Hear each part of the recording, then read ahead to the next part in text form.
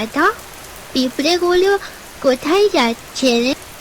ওরা খাবার সঞ্চয় করতে যাচ্ছে ভাই।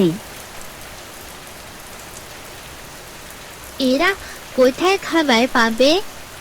ওরা তো চিনি খায়, কোথাও পাবে হয়তো।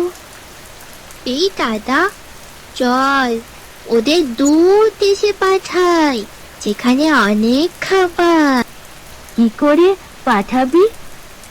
নৌকো করে, নৌকো করে। তুই একটা নৌকো বানিয়ে দিবি?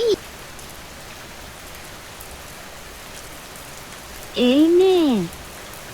কিন্তু ওরা তো অনেক দূরে যাবে, রাস্তায় যদি ওদের খিদে পায়। দাঁড়া, আমি একটু চিনি নিয়ে আসছি। ভাই দেখ, বৃষ্টিটা কমে গেছে, চল আমরা নৌকোটা ভাসিয়ে আসি।